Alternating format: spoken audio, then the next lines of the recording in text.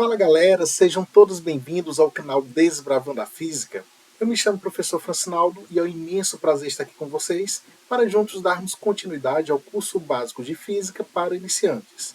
Na aula de hoje nós temos como objetivo de aprendizagem demonstrar a fórmula do trabalho realizado por uma força elástica e definir a potência média e a potência instantânea. Então se prepara aí e vamos embora para mais uma aula.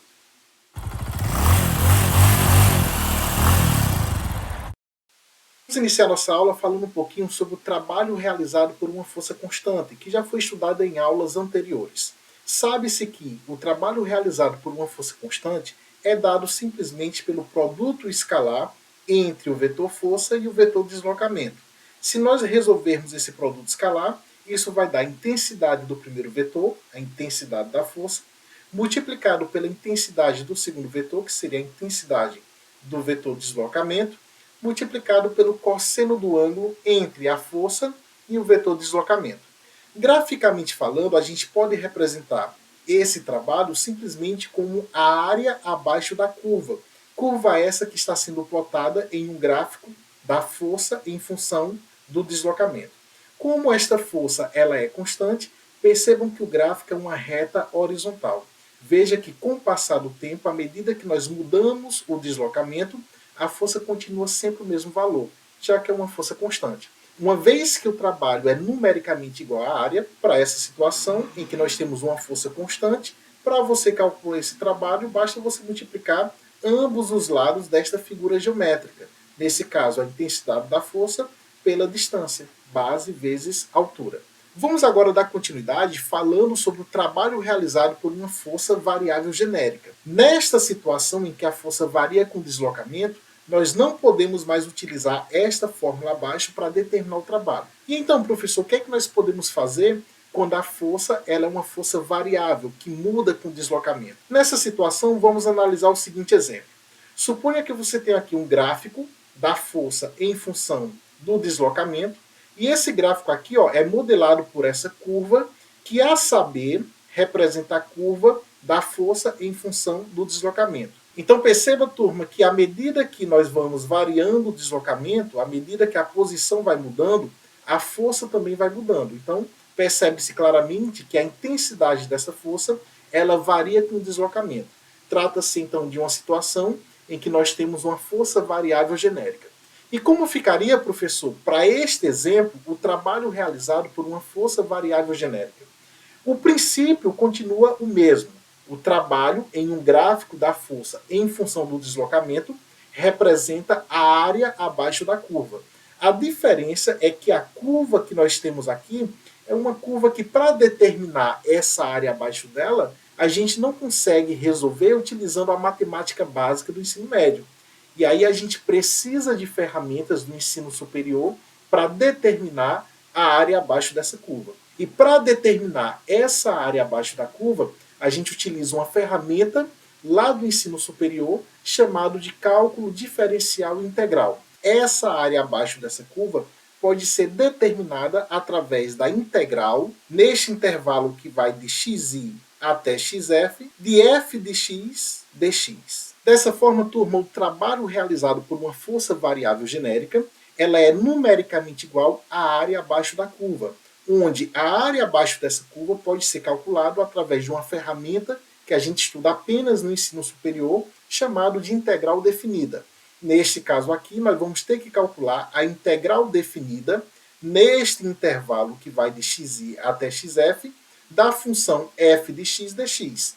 Lembrando que esta função f de x é a função que vai modelar essa curva. Função esta que representa uma força que está variando com o deslocamento. Professor, e por que essa fórmula ela vai ser importante para a gente aqui, uma vez que a gente só vai estudar ela lá no ensino superior? Pessoal, eu resolvi apresentar ela aqui para vocês, porque através dela nós vamos conseguir demonstrar a fórmula do trabalho realizado pela força elástica, uma vez que a força elástica é um exemplo clássico de uma força que varia com o deslocamento. Vamos entender melhor isso a partir deste exemplo. Suponha que você tem um sistema conhecido como sistema massa-mola, que consiste em um bloco preso a uma mola, de tal forma que este bloco ele encontra-se na posição de equilíbrio. Quando o bloco está na posição de equilíbrio, essa mola ela está na sua forma relaxada. Ou seja, ela não tem nenhuma deformação. Então vamos supor agora que você vai pegar esse bloco e vai puxar ele para a direita. Ao puxar esse bloco para a direita, ele vai sofrer um deslocamento, de tal forma que a mola também sofre esse deslocamento, que na verdade é a deformação. E aí o que acontece? Neste momento em que a mola está sendo deformada, vai atuar sobre este bloco uma força que nós chamamos de força elástica ou força restauradora. Por que nós chamamos de força restauradora? Porque essa força ela sempre vai surgir quando a mola encontra-se deformada. E ela sempre vai apontar para a posição de equilíbrio daquele sistema. Está aqui a posição de equilíbrio. Uma vez que você está puxando o bloco para a direita, fazendo com que a mola sofra uma distensão, seja alongada, você vai perceber que vai surgir uma força elástica apontando para a posição de equilíbrio. Ou seja, apontando na direção horizontal, só que no sentido para a esquerda. Uma coisa interessante, turma, essa força elástica, ela sempre vai ter um sentido contrário ao deslocamento. Veja só essa outra situação. Suponha que, ao invés de você gerar uma deformação distendendo a mola, você vai fazer o contrário. Você vai aplicar uma força, fazendo com que essa mola sofra uma deformação, só que sendo comprimida. Então agora o deslocamento desta mola está sendo no sentido para a esquerda. Naturalmente, uma vez que a mola foi deformada, vai surgir uma força restauradora que vai apontar para a posição de equilíbrio, ou seja, contrária ao deslocamento. Desta maneira aqui, ó, ela vai apontar para a direita, tá certo? E essa força é o que a gente chama de força elástica.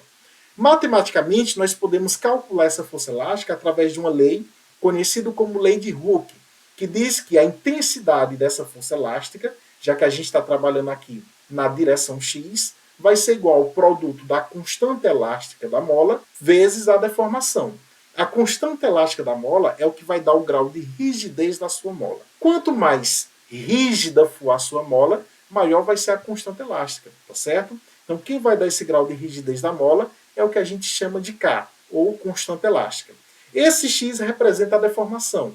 É o tanto que a mola ela foi distendida ou o tanto que ela foi comprimida. Então, vai ser o nosso deslocamento. Professor, e esse sinalzinho de menos? Esse sinal negativo indica que a força elástica é sempre oposta ao sentido do deslocamento. Para determinarmos o trabalho realizado pela força elástica, nós vamos ter que utilizar aquela fórmula em termos da integral.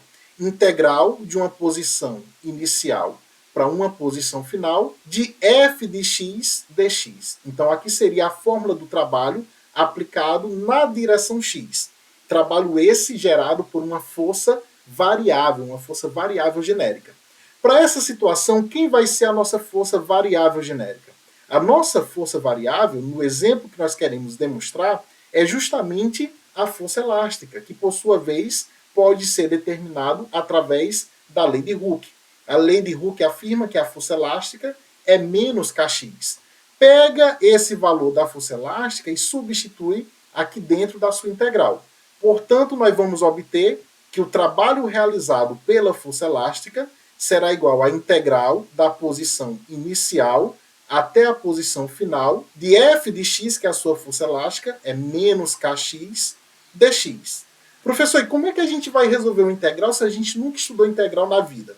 Pessoal, eu vou dar aqui um macete para vocês aprenderem a calcular. Mesmo sem saber o que é integral, vocês vão aprender a calcular a integral de uma função polinomial simples. Vamos calcular a integral de uma função polinomial do tipo x elevado a n. Então vamos supor o seguinte, que nós temos uma função polinomial, x elevado a n, e nós queremos calcular a integral definida nesse limite de integração, que vai de xi até xf, dessa função polinomial x elevado a n dx. Qual o resultado dessa integral?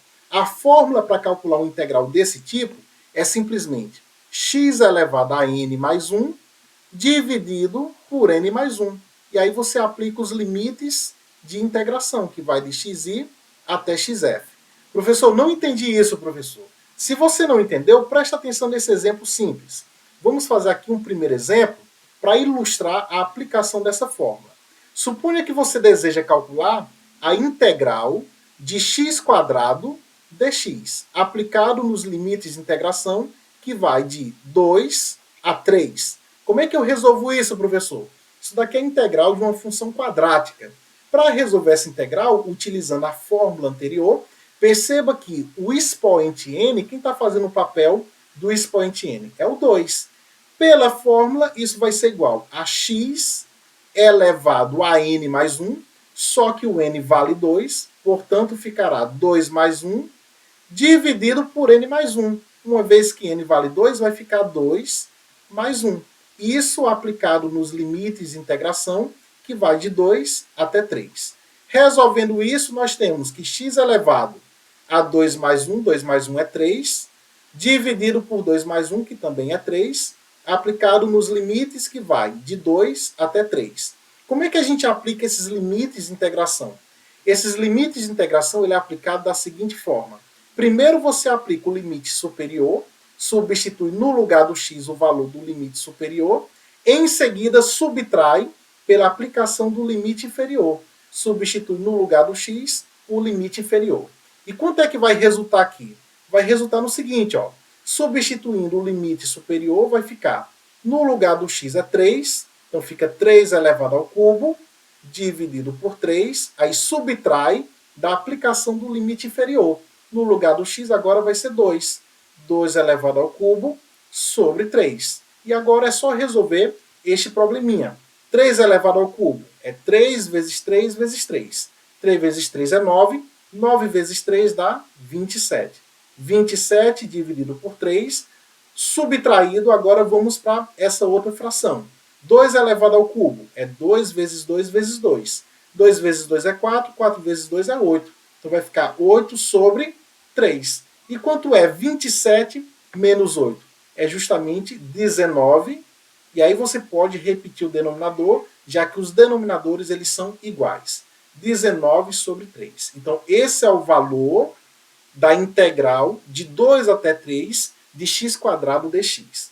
Quem quiser tirar a prova, tá certo? Isso daí também já é uma informação extra que eu vou passar para vocês. Podem ir lá no Google e abrir um software muito legal, bem interessante, conhecido como Wolfram Alpha. Então você vai lá no Google, turma, e coloca lá, ó, na barra de pesquisa, Wolfram Alpha. Dá um clique que ele vai abrir para você um link, o primeiro link, tá certo? Já vai dar exatamente nesse software. Esse software permite você determinar várias operações matemáticas interessantes. Aqui nós temos derivadas, integrais, somatórios, você pode resolver expressões numéricas, equações. O que a gente vai fazer aqui é simplesmente calcular aquela integral que nós estamos resolvendo, a integral de 2 até 3 de x² dx. Para isso nós vamos voltar aqui no software e vamos aqui neste símbolo de integral, integral definida, vamos colocar os limites de integração que vai de 2 até 3. Em seguida você coloca o seu integrando, que representa a sua função, que é x elevado ao quadrado, e aqui o dx, que seria a variável que a gente está integrando, dx. E aí você dá um enter que ele vai calcular para você o valor desta integral definida. O valor dessa integral definida deu igual a 19 sobre 3, justamente o que nós havíamos calculado anteriormente. Uma outra coisa interessante que eu vou aproveitar para mostrar para vocês é que este valor 19 sobre 3, que é aproximadamente 6,33333, é justamente a área abaixo dessa curva. Então aqui seria a curva definida no intervalo que vai de 2 até 3, daquela nossa função quadrática. E aí a área abaixo dessa curva, para esse intervalo, é justamente 6,33, que é a interpretação geométrica de uma integral definida. Mas vamos voltar para o nosso problema, que isso aqui foi apenas uma ilustração de como calcular a integral definida de uma função polinomial simples. O nosso objetivo é simplesmente calcular a integral de menos kx dx, tá certo? Vale lembrar que esse menos k é uma constante. Se é uma constante, ele pode sair para fora da integral, tá certo? Então vai ficar apenas menos k, que multiplica a integral de xi até xf de x dx. Esse x aqui é a mesma coisa que x elevado a 1, tá certo? A potência aqui, o expoente vale 1. Agora, quanto vale o valor dessa integral, professor? Vamos lá. Resolvendo aqui essa integral, o valor vai dar, ó, repete o menos k, e a integral de x dx, como o n, nesse caso, vale 1, vai ficar x elevado a n mais 1, só que o n vale 1, ó, fica 1 mais 1 dividido por n mais 1, ou seja, 1 mais 1. A gente está aplicando essa fórmulazinha aqui para poder resolver a integral de x dx, beleza? Aí você aplica os limites de integração, que vai de xi até xf.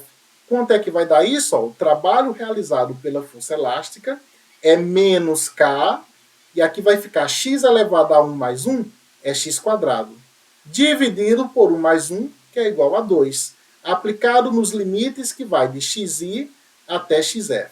Vamos agora, turma, substituir os limites de integração. Primeiro você substitui o limite superior. Para isso eu vou colocar esse menos k sobre 2 aqui, ó, meio que em evidência. Vou abrir um parêntese para poder fazer a substituição dos limites de integração. Substituindo o limite superior, no lugar do x, você substitui por xf. Então fica xf ao quadrado. Em seguida, subtrai da substituição do limite inferior, menos xi ao quadrado. Continuando aqui, nós vamos distribuir esse menos k sobre 2 por cada termo que está dentro do parênteses. Fazendo a distribuição, o famoso chuveirinho, multiplicando menos k sobre 2 por xf ao quadrado, isso vai resultar em menos k xf ao quadrado sobre 2. E agora você vai distribuir menos k sobre 2 multiplicando por menos xi ao quadrado. Faz o jogo de sinal, menos com menos dá mais, e vai ficar kxi ao quadrado sobre 2. Vou passar para o próximo slide para poder resumir melhor isso que nós acabamos de obter. Dessa forma, o trabalho realizado pela força elástica nada mais é que menos kxf ao quadrado sobre 2 mais kxi ao quadrado sobre 2. Vamos considerar que o xi representa justamente a posição inicial do meu bloco, exatamente quando ele está no equilíbrio. E no equilíbrio, o nosso bloco está na posição x igual a zero, onde xf representa a posição final desse meu bloco, uma vez que ele saiu do equilíbrio, uma vez que a mola sofreu uma deformação. Essa posição final do meu bloco eu vou chamar simplesmente de D, que representa a minha deformação. Dessa maneira, qual vai ser a expressão do trabalho realizado pela força elástica? Então, o trabalho realizado pela força elástica será igual. Xi é igual a zero, então esse termo todo aqui vai para zero, e vai sobrar apenas menos K, que é a constante elástica da mola, multiplicado por xf ao quadrado, lembrando que xf nós estamos chamando de D, que é a nossa deformação, então deformação ao quadrado, ou deslocamento ao quadrado, dividido por 2. E dessa forma nós demonstramos a expressão para calcular o trabalho realizado pela força elástica. Então, aqueles alunos que ainda estão no ensino médio podem omitir toda essa demonstração utilizando a parte de integrais. O que vai ser importante para vocês é a expressão final que nós acabamos de demonstrar, que representa a fórmula matemática que vai permitir determinar o trabalho realizado pela força elástica, que é uma força variável. Esse trabalho ele pode ser determinado através de menos constante elástica da mola, vezes a deformação sofrida por essa mola ao quadrado, que seria o deslocamento ao quadrado, dividido por 2. A partir de agora, nos exercícios que nós queremos determinar o trabalho realizado pela força elástica, basta você utilizar essa fórmulazinha aqui que vai quantificar o valor do trabalho gerado por essa força elástica. Tudo bem, turma? Então, com isso, vamos fazer um exemplo para poder ilustrar a aplicação dessa fórmula do trabalho realizado por uma força elástica. Vamos agora, turma, resolver um exercício que vai ilustrar um pouquinho o que nós acabamos de estudar, que seria o trabalho realizado por uma força elástica. O problema ele diz o seguinte: depois de deslizar sobre uma superfície horizontal sem atrito, com velocidade inicial de 0,5 metros por segundo, um bloco de massa de 0,4 kg colide com uma mola de constante elástica igual a 750 newton por metro e começa a comprimi-la. No instante em que o bloco para momentaneamente por causa da força exercida pela mola, de que distância d a mola foi comprimida? Então temos aqui o bloco nesta superfície horizontal sem atrito. A velocidade inicial deste bloco foi dado no problema, vale 0,5 metros por segundo. Esse bloco tem uma massa que também foi dado neste problema, que vale 0,4 kg. E esse bloco ele vai colidir com esta mola. Mola essa que tem uma constante elástica de 750 newton por metro. No momento da colisão, essa mola ela começa a ser comprimida. No instante em que o bloco ele para momentaneamente, justamente porque no momento da deformação, o que é que vai acontecer? Vai surgir uma força elástica, tá certo? Sobre esse bloco exercido pela mola. E aí ele quer saber, nesse instante em que o bloco para por causa da força exercida pela mola, quanto vale essa distância? Ou seja, essa deformação sofrida pela mola. Quanto vale a distância d, que representa o quanto que a mola foi comprimida. Professor, como é que eu resolvo isso? A gente pode resolver esse problema aplicando o teorema do trabalho e energia cinética. O que é que afirma o teorema? O teorema afirma que o trabalho total realizado sobre o bloco nada mais é que a variação da energia cinética deste bloco. E quanto é que vale esse trabalho total realizado sobre o bloco? Pessoal, a única força que vai realizar trabalho sobre este bloco é justamente a força elástica, no momento em que o bloco ele comprime, ele deforma esta mola. Logo, o trabalho total realizado sobre o bloco é exercido apenas pela força elástica. Professor, e a força peso e a força normal? A força peso e a força normal estão numa direção perpendicular ao deslocamento. Percebam que o deslocamento aqui é na direção horizontal e no sentido da direita para a esquerda. Como a força peso e a força normal estão na direção vertical, logo estas forças não realizarão trabalho. Assim, a única força que vai realizar trabalho sobre o bloco é justamente a força elástica. E quanto vale o trabalho realizado pela força elástica? Nós demonstramos anteriormente que o trabalho realizado pela força elástica é simplesmente menos a constante elástica da mola, multiplicado pela deformação da mola ao quadrado, dividido por 2. Então, esta é a fórmula para determinarmos o trabalho realizado pela força elástica, que, por sua vez, representa o trabalho total. Isso vai ser igual à variação da energia cinética. Quem é essa variação da energia cinética? É a energia cinética final menos a energia cinética inicial. Vamos abrir aqui as expressões para cada uma dessas energias cinéticas. Temos aqui ó, menos K d quadrado sobre 2, vamos repetir. Quem vai ser a energia cinética final? Vai ser o produto da massa pela velocidade final ao quadrado, dividido por 2. Menos quem vai ser a energia cinética inicial? É o produto da massa pela velocidade inicial ao quadrado, dividido por 2. Agora nós vamos substituir os dados que foram fornecidos nesta questão. Na questão foi fornecido o valor da constante elástica. A constante elástica da mola vale 750 newton por metro. Desta maneira ficaremos com o seguinte, ó, menos 750 multiplicado pela deformação sofrida pela mola. Esta deformação é justamente o que nós queremos determinar na nossa questão. Então vamos repetir o valor da distância, que é justamente o que nós queremos calcular. Tudo isso dividido por 2. Isso vai ser igual à massa do bloco, que vale 0,4 kg. Então, substituindo no lugar da massa, substitui por 0,4, vezes a velocidade final deste bloco. Professor, quanto é que vale a velocidade final do bloco? Porque na questão só foi dado explicitamente a velocidade inicial. E a velocidade final vale quanto, professor?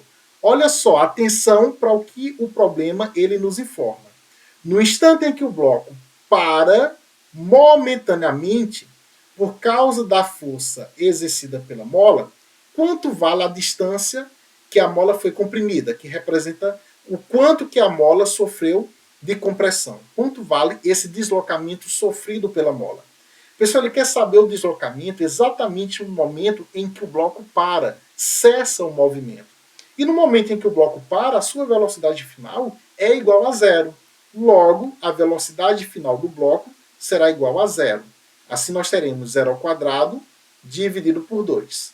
Isso daqui, ó, substituindo para esse outro termo, nós temos menos a massa, que é 0,4, multiplicado pela velocidade inicial do bloco, que é 0,5 metros por segundo. Então fica 0,5 elevado ao quadrado, dividido por 2. Professor, mas esse termo aqui, que está multiplicado por zero, a gente pode desconsiderar ele? Pode sim, porque todo número multiplicado por zero dá zero. Então todo esse camarada aqui vai para zero.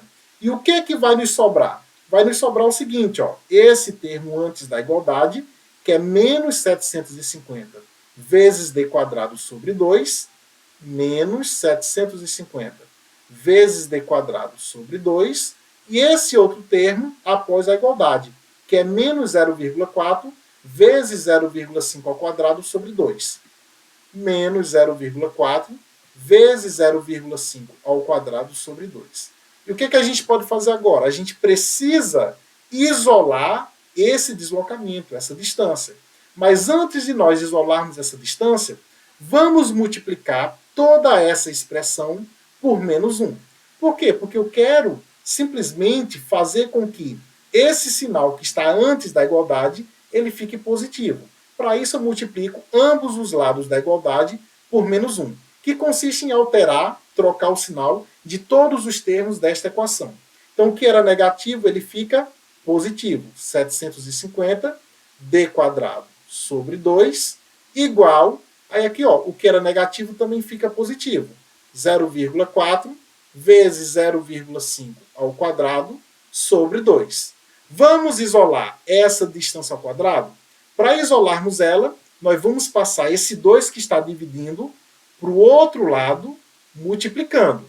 Enquanto que esse 750 que está multiplicando, ele passa para o outro lado, dividindo. Isolando a distância ao quadrado, vai ficar igual. Ó.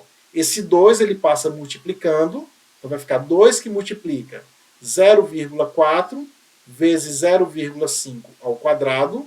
Tudo isso dividido por quem?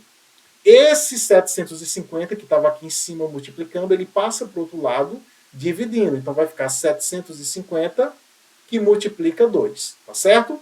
Vamos simplificar e vamos cancelar esse 2 do numerador com esse 2 do denominador. E em seguida, vamos isolar a distância d, a deformação. Para isolar a deformação, esse quadrado ele passa para o outro lado na forma de raiz. Então vai ficar raiz quadrada de 0,4 multiplicado por 0,5 ao quadrado, tudo isso dividido por 750. E quanto é que vai dar isso, professor? Jogando na calculadora científica, o resultado para esse cálculo, eu já fiz separadamente aqui, deu igual a 0,01, pegando até a quarta casa decimal depois da vírgula. 0,115. Então, esse é o resultado. Como nós estamos determinando a deformação, a distância, o deslocamento, a unidade de medida é o metros. Então, este resultado representa o deslocamento sofrido pela mola. Em outras palavras, representa a deformação sofrida pela mola, ou seja, o quanto que ela comprimiu. Dessa forma, nós resolvemos essa nossa questão, que ilustrou perfeitamente o teorema do trabalho e energia cinética e também uma aplicação para o trabalho realizado pela força elástica. Vamos agora, turma, definir uma grandeza física chamada de potência. O que seria a potência? A potência nada mais é que a taxa de variação com o tempo do trabalho realizado por uma força. Então, se uma força realiza um trabalho W em um intervalo de tempo ΔT, essa potência média desenvolvida durante esse intervalo de tempo pode ser calculado através da seguinte fórmula. Potência média é igual a W, que representa o trabalho realizado pela força, dividido por ΔT, que representa o intervalo de tempo de aplicação dessa força. A unidade de medida para a potência é justamente a unidade do trabalho, que nós já sabemos que é medida em Joule, de acordo com o sistema internacional, dividido pela unidade do tempo, que já sabemos que é os segundos, de acordo com o SI. Assim, a unidade de medida da potência é o Joule por segundo, onde 1 Joule por segundo nós definimos como sendo 1 Watt. Então, watt será a unidade de medida, de acordo com o sistema internacional, que nós estaremos utilizando para potência. Beleza? Combinado, turma? Para finalizarmos essa nossa aula, eu queria definir também a potência instantânea, que por sua vez é uma taxa de variação instantânea com a qual o trabalho ele é realizado. Então, se a potência é W sobre ΔT, a potência instantânea vai ser dW dividido por dt. Vamos agora, turma, a partir da definição de potência instantânea, vamos demonstrar a relação entre a potência e a velocidade. Para isso, vamos supor que você tem uma partícula, onde uma força é aplicada sobre essa partícula. Vamos considerar uma força constante, aplicada sobre essa partícula, gerando um deslocamento infinitesimal, um deslocamento dx. Logo, nós temos aí um trabalho infinitesimal gerado por essa força constante. Esse trabalho infinitesimal, gerado por essa força constante, nós chamamos de dW. E quem seria dW? Ora, o trabalho realizado por uma força constante é FD cosseno do ângulo entre a força e o deslocamento. Se eu estou considerando uma força constante que gera um deslocamento infinitesimal ao longo do eixo x, nós podemos simplesmente determinar esse trabalho infinitesimal gerado por F da seguinte maneira. Vai ser a intensidade da força vezes o deslocamento infinitesimal, que nós vamos chamar de dx, já que estamos considerando que esse deslocamento é ao longo da direção x, multiplicado pelo cosseno do ângulo, que nós estamos chamando de φ, que representa o ângulo entre a força e esse deslocamento infinitesimal. Esse daqui representa o trabalho infinitesimal gerado pela força F. Substituindo ele na fórmula da potência instantânea, nós podemos reescrever a potência instantânea da seguinte maneira. Potência instantânea é igual a dW, que por sua vez é F dx multiplicado pelo cosseno de φ, tudo isso dividido por dt. Vamos recordar agora, turma, que em uma das aulas anteriores, nós definimos a velocidade instantânea como sendo a derivada da posição em relação ao tempo. Então, vamos pegar esta definição aqui para a velocidade instantânea e vamos substituir nesta expressão para a potência instantânea. Então, teremos o seguinte, ó, aqui nós temos dx sobre dt, que representa a velocidade. Assim, nós teremos que a potência instantânea vai ficar a intensidade da força, multiplicado por dx dt, que representa a velocidade, multiplicado pelo cosseno de φ. E o que representa esta operação matemática? Esta operação matemática ela pode ser representada de uma maneira mais compacta. Esta operação FV cosseno de φ sugere justamente o produto escalar entre o vetor força e o vetor velocidade. Vejam que a potência ela está associada à velocidade através desta fórmula. Nós podemos definir a potência como sendo o produto escalar entre o vetor força e o vetor velocidade. Se você quiser determinar o valor deste produto escalar, basta você resolver ele da seguinte maneira. A potência vai ser igual ao produto escalar da força com o vetor velocidade. Vai ser o módulo da força multiplicado pelo módulo da velocidade, multiplicado pelo cosseno entre a força e o vetor velocidade, que nós estamos chamando de ângulo φ. Desta forma, nós temos aqui a expressão matemática que permite nós relacionarmos a potência com a velocidade. Por isso que eu tinha dito antes, turma, este resultado sugere o quê? Este resultado ele pode ser descrito de uma forma mais compacta através de um produto escalar. Produto escalar do vetor força com o vetor velocidade. Assim nós encontramos uma maneira bastante elegante de determinar a potência em termos da velocidade. Professor, poderia resolver um exercício ilustrando uma aplicação que relaciona a potência com a velocidade? Então vamos embora fazer esse exemplo para nós finalizarmos esta nossa aula de hoje. O exemplo, ele diz o seguinte, turma. Abaixo nós temos duas forças constantes que agem sobre uma caixa, enquanto ela desliza para a direita sobre um piso sem atrito. A força F1 ela é horizontal, de módulo 2 newtons, e a força F2 está inclinada para cima de um ângulo de 60 graus em relação ao piso. e tem um módulo de 4 newtons. A velocidade escalar da caixa em um certo instante é 3 metros por segundo. Quais são as potências desenvolvidas pelas duas forças que agem sobre a caixa nesse instante? E qual é a potência total? Veja só, turma, nós queremos determinar a potência desenvolvida por essas duas forças sobre a caixa nesse instante de tempo, sabendo que essa caixa está sofrendo um deslocamento com uma velocidade de 3 metros por segundo na direção horizontal e apontando para a direita. Professor, como é que nós vamos calcular a potência desenvolvida pelas forças que agem sobre a caixa se ele está dando força e velocidade? E a gente sabe que potência é trabalho dividido pelo intervalo de tempo. Nós aprendemos que existe uma relação para potência em termos da velocidade. E nós vimos anteriormente que esta relação diz o seguinte, que a potência ela pode ser determinada como sendo o produto escalar da força com o vetor velocidade. Quem será a potência? É a intensidade da força multiplicado pela intensidade da velocidade vezes o cosseno do ângulo entre o vetor força e o vetor velocidade. Vamos chamar esse ângulo de φ. Esta será a fórmula que permite nós determinarmos a potência desenvolvida pelas forças que agem nessa caixa. Então vamos fazer isso juntos. Quanto seria a potência gerada pela força F1? A potência, que nós vamos chamar de P1, vai ser igual ao produto da força F1 multiplicado pela velocidade do seu bloco, multiplicado pelo cosseno do ângulo entre esta força F1 e o vetor velocidade.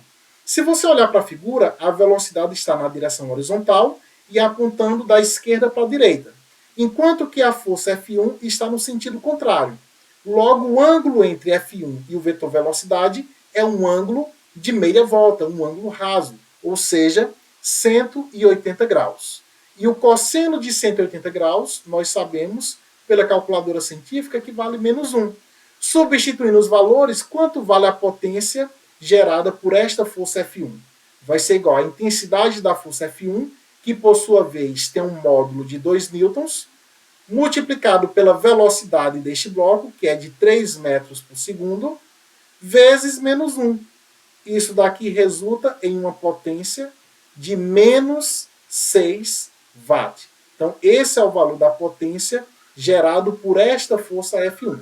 De maneira análoga, você vai resolver e vai determinar a potência gerada pela força F2, através da seguinte fórmula.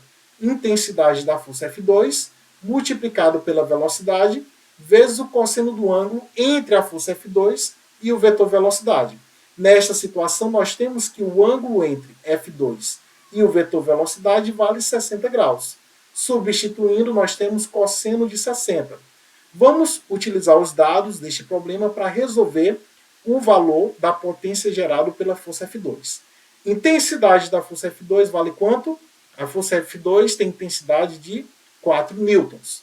Então ficará 4 vezes a velocidade deste bloco, que é 3 metros por segundo, vezes o cosseno de 60 graus. Jogando tudo isso na calculadora científica, nós temos que o valor de 4 vezes 3 vezes o cosseno de 60 é igual a 6 watt positivo. Ou seja, a potência gerada pela força F2 é de 6 watt positivo.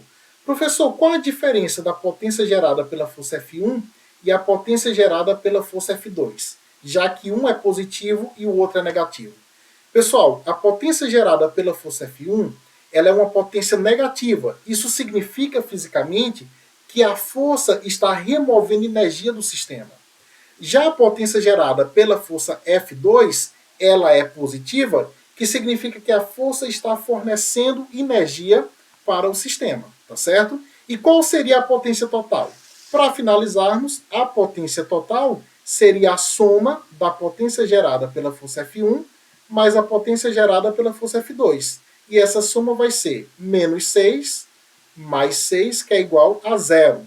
Logo, a potência total é igual a 0 watt. Que fisicamente falando, significa que a taxa total de transferência de energia ela é nula. E com isso nós finalizamos esta nossa aula de hoje. Quero agradecer imensamente a todos vocês que acompanharam esta aula até o final, dizer que quaisquer dúvidas podem entrar em contato comigo através dos comentários do vídeo, que eu estarei respondendo prontamente todas as perguntas. Desejo a vocês um forte abraço e até a nossa próxima aula.